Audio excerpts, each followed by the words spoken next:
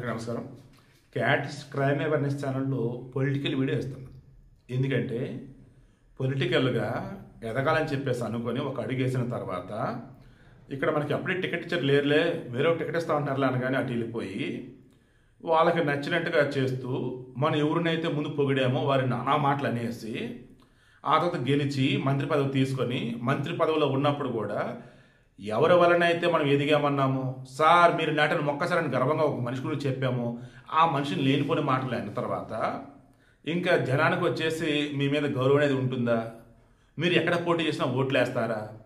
సరే మీరు ఉన్న నియోజకవర్గం కాదని వేరే చోటకి వెళ్ళమని చెప్పేసి మీ అధినేత చెప్పాడు. అదేంటి సార్ నా నియోజకవర్గంలో బ్రహ్మాండ డెవలప్ చేశాను నాకు ఇక్కడ ఓట్లు వేస్తారండి వేరే చోట ఇబ్బంది ఎంతండి వద్దని అని అడగాలి కదా. లేదు మా బాస్ చెప్పాడు అని వెళ్ళిపోయి తీరాడు ఓడిపోయి మరలా సార్ ప్లీజ్ సార్ నా చోటకి మరలా వెళ్తాను సార్ అంటే సరే వెళ్ళామన్నాడు. వచ్చారు.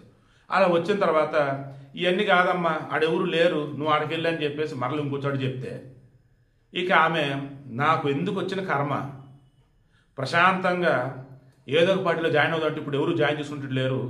మీన్వైల్ వెళ్ళి కుదురుగా నా సాఫ్ట్వేర్ కంపెనీలో ప్రశాంతంగా నా వ్యాపారం నేను చేసుకుంటా నా ఉద్యోగం నేను చేసుకుంటా అని అనుకుంటూ ఉంది మన చిలకలూరిపేట చిలకమ్మ. పాజిటివ్ అంటున్నానమ్మా. నాకు ఎందుకు ఆ మాటలు బాగుంటాయి ఆ మాట్లాడదామని బాగుంటుంది. కోర్స్ ఆమె నాకన్నా చిన్న ఆమెని విడుదల రజనీకి సంబంధించి నేను మాట్లాడుతుంది. ఆమె మీరు కావాలంటే క్రాస్ చెక్ చేసుకోండి మిగతా గురించి ఎలాగైనా మాట్లాడుతుంది కానీ నాకు ఎందుకు ఈ గురించి ఎప్పుడు అసలు నెగిటివ్ మాట్లాడే బుద్ధిగా అయ్యేది కాదు. ఆమె అంటే ఒక రకమైన కన్సర్న్ నాకు. ఎందుకంటే రాజకీయాల్లోకి వచ్చి రాగానే చంద్రబాబు నాయుడు గారిని ఇంప్రెస్ చేసింది. మీరు నాటిన మొక్కసారి నేను సైబరాబాద్లో మీరు నాటిన మొక్కసారి నేను అంటూ ఇంప్రెస్ చేసింది.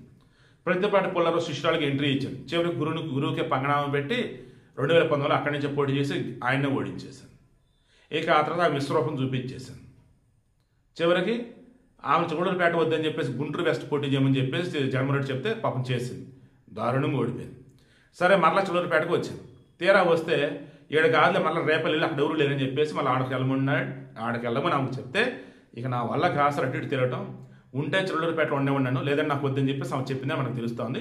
ఈ మీన్ వైల్ అసలు రాజకీయాలు వదిలిపెట్టి దూరంగా వెళ్ళిద్దని కొంతమంది, బీజేపీలోకి వెళ్ళిద్దని కొంతమంది, టీడీపీలో కానీ జనసేన నాకు తెలిసి వీళ్ళు రానివ్వరు. సో ఫైనల్ ఏంటి మరి మనం ఎథిక్స్గా కట్టుబడకపోతే ధర్మానికి కనీసం ఎప్పుడైనా ఒక్కసారైనా సరే విలువ ఇవ్వకపోతే అంతిమంగా మనం ఏం చేసినా అది పామై మనల్ని కాటేసింది. పాపం ఈ విషయం కూడా అదే జరిగింది. నిజంగా రాజకీయం ఎంతో భవిష్యత్తు ఉంది. వైసీపీలోకి వెళ్ళి తప్పు చేసిందో లేదా వైసీపీలో ఉన్నప్పుడు ఆయన వేరే చోట పోటీ చేయండి అన్నప్పుడు ఆయన్ని ఒప్పించలేకపోయిందో తెలియదు కానీ ఎందుకో ఇప్పటికీ నాకు ఈమె రజనీ అన్నప్పుడు ఒక రకమైనటువంటి కన్సర్న్ అయ్యో పాపమే అని చెప్పేసి.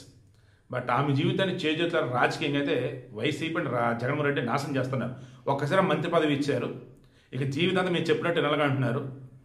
అసలు వద్దంటే వద్దు రజనీ గారు హ్యాపీ మీకు నచ్చించేయండి వైసీపీలో పెట్టి బయటికి రండి ముందు ఆటోమేటిక్గా మీకు మంచి అవకాశాలు వెతుక్కుంటూ వస్తాయి.